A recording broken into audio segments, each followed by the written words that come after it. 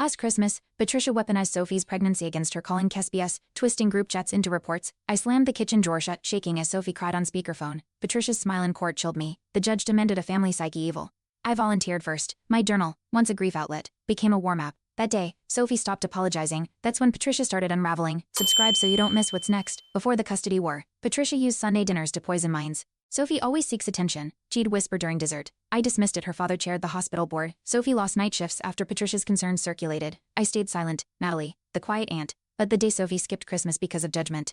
I noticed the emptiness. Patricia toasted to moral order. My spoon shook. That's when I knew silence wouldn't protect anyone. Back when Sophie first found out she was pregnant, Patricia said, actions have consequences. In front of Emma, Sophie laughed it off. But I saw the sting. Weeks later, Sophie's locker was vandalized. Slitner scrawled in red. Patricia claimed she was concerned about hospital gossip. Her cut Sophie's hours. When she cried on my couch, clutching prenatal vitamins, I offered tea. She needed backup. I finally picked a side and stopped pretending we were still family. Sophie's maternity leave was denied. Patricia had flagged her as unreliable. I called her, posing as legal counsel. Patricia retaliated by spreading rumors that Sophie was mentally unstable. Our Aunt Ruth stopped returning calls. I documented every message, every whisper. Sophie moved in with me. Emma asked why Patricia was mad at Mom. I said, some adults forget kindness. That night, I started building a file. Retaliation was coming, and this time, we'd be ready. Emma was disinvited from her cousin's birthday party. Patricia claimed it was to avoid drama. I caught Sophie crying in the laundry room, her hands shaking over baby clothes. I posted a family photo, Emma hugging Sophie, captioned strength in storms. Patricia texted nice propaganda. Sophie's ex threatened to contest custody. We knew who coached him. I contacted a lawyer. Patricia moved from whispers to open warfare. But Sophie, she stopped hiding. The family group chat became surveillance. Patricia screen captured Sophie's memes, twisted them into evidence. During a reunion, Patricia loudly asked Sophie if she was still seeing that therapist. Emma clutched my hand. I pulled Sophie aside and said, no more alone rooms. I printed every screenshot, stapled them into binders. When the church elders canceled Sophie's baby blessing due to concerns, I demanded answers. The silence was biblical. Our faith had become Patricia's weapon. Emma's crayon poem written for Sophie's baby was confiscated by Patricia during a family dinner. It's inappropriate, she snapped. I so read. I asked Emma to recite it anyway.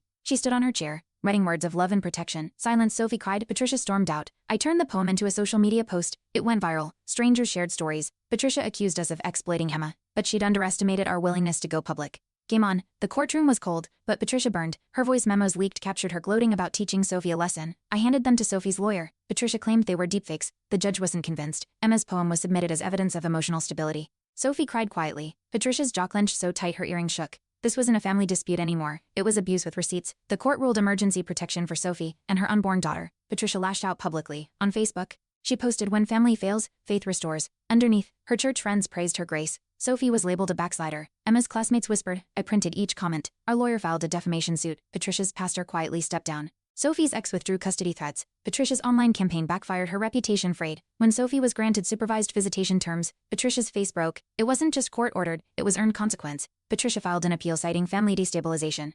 I found her affidavit. She described me as emotionally manipulative and coaching the child. I laughed, then cried. Emma asked, are we bad guys now? I said, no, we're just loud truth tellers. I submitted character letters from neighbors, teachers, even Sophie's op.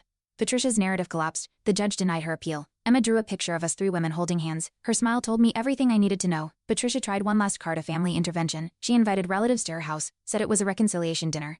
Instead, she played Sophie's therapy clips, out of context. I stood, voice shaking. This isn't love, this is control. Aunt Ruth left first, then others followed. Patricia sat alone with her projector. I held Sophie's hand as we exited. That night, Emma whispered, we don't need fixing, and just like that, we weren't broken anymore. I thought we'd won until Patricia filed for emergency guardianship of Emma. Her claim I was emotionally unstable and projecting trauma. I found myself subpoenaed. The hearing was in 3 days. Sophie broke down, blaming herself. I hugged her, whispered, no one's taking Emma. That night, I recorded my own testimony. I showed Emma's drawings, read bedtime poems. Our attorney said this isn't legal, it's moral warfare. Patricia had shifted targets, but she hadn't seen our final move. I dug into Patricia's past. An anonymous email led me to sealed juvenile records. Patricia had a history of institutional abuse claims. I couldn't use them in court, but I could warn the judge informally. Sophie's op testify that Patricia once demanded Sophie be drug tested for the baby's sake. Emma's school therapist submitted a report. Emma exhibits anxiety around Patricia. Patricia's petition was denied. Her rage was silent this time, but her campaign had cracked. Sophie's labor began early. Patricia showed up at the hospital claiming medical proxy. Security was called. I had to prove Sophie's advance directive. The nurse hesitated. I pulled out the notarized copy and said, back off or I file harassment. Patricia backed down. Sophie delivered grace safely. Later we found out Patricia tried to move Sophie to a psych ward. That moment rewired something in me. We weren't just surviving, we were now on offense. Emma came home quiet. I found a note in her backpack. Patricia had approached her at school, asking if Mom ever yells when Natalie's gone. I froze. That was grooming. I filed a restraining order. Patricia denied everything, but Emma's friend confirmed it. Her school counselor initiated a protective plan. I switched Emma's pickup location. That night, Emma said, I'm not scared, just tired. I realized Patricia's grip wasn't fear, it was exhaustion. We'd had enough. I hired a private investigator. Within days, we found Patricia's second phone used for anonymous SBS tips. It traced back to church Wi-Fi. I handed the report to our lawyer. Patricia's pastor was copied. We didn't go public, but we let them know we could. The call stopped. Patricia's social accounts went dark. I installed cameras, filed updates with the court. Sophie whispered, "You're fearless." I wasn't. I was done playing nice. Fear wasn't our prison anymore. Emma started having nightmares about court monsters. I asked her to draw them.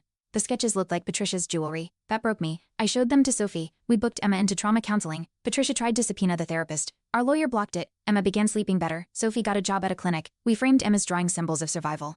Patricia could stalk and lie, but she couldn't erase Emma's truth, and we'd keep it safe. A leak emerged. Patricia's own son posted screenshots from their group chat, showing Patricia coaching lies. The caption, "Sick of pretending," it hit Reddit overnight. Our inbox filled with support, strangers sharing stories, professionals offering pro bono help. The judge was alerted. Patricia's lawyer withdrew. Her family stopped defending her. Sophie's hands stopped shaking when she talked. Emma asked if people online were helping us. I said, "Some villains make their own exposure." Patricia had gone viral. Patricia vanished from court. Her new address was sealed, but she emailed me, "You win, but you'll ruin that child." I printed it, then blocked her. The judge ruled permanent custody to Sophie. Supervised visitation suspended. Emma chose to stop visits. I got a call from Patricia's cousin. She checked into inpatient therapy. I didn't cheer. I felt quiet. Emma asked, "Is she still our family?" I said, "Some family is history. We choose the rest."